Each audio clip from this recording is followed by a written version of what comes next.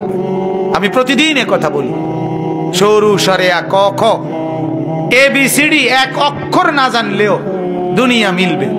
ভাত মাছ চাল ডাল, বিবাহ শাদী, দালান বিল্ডিং, ঘর দুয়ার, দেশ বিদেশ, সকল কিছু উপভোগ করা দুনিয়া। শিক্ষিতও করে, মুরুক্ষের বাপ 14 গোষ্ঠী মূর্খ, তারাও দুনিয়া ভোগ করে।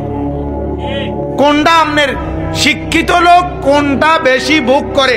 যেটা গরিবে আরে মূর্খে করে না। কিটা এটা কিটা কথা কন না, কি কথা বলেন না কি?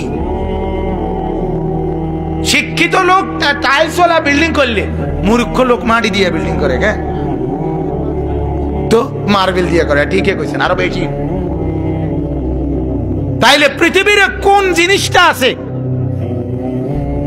শিক্ষিত অশিক্ষিত, ইমানদার বেঈমান, কৃতজ্ঞ অকৃতজ্ঞ, ফরমাবরদার না ফরমান, এমনকি মানুষ না শুধু জন্তু জানোয়ারও পৃথিবী ভোগ করতেছে, ঠিক কিনা বলেন?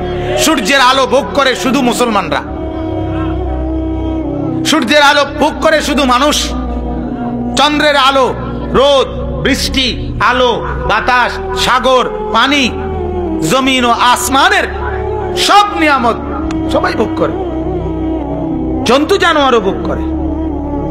কিন্তু আখিরাত, পরকাল, জান্নাতের নিয়ামত, আল্লাহর কসম, কোরআন ছাড়া, সেজদা ছাড়া, জিকির ছাড়া, হালাল ছাড়া 1 ইঞ্চি 1 সুতাও মিলবে না, মিলবে না। দৈন্তান নয় কান্না।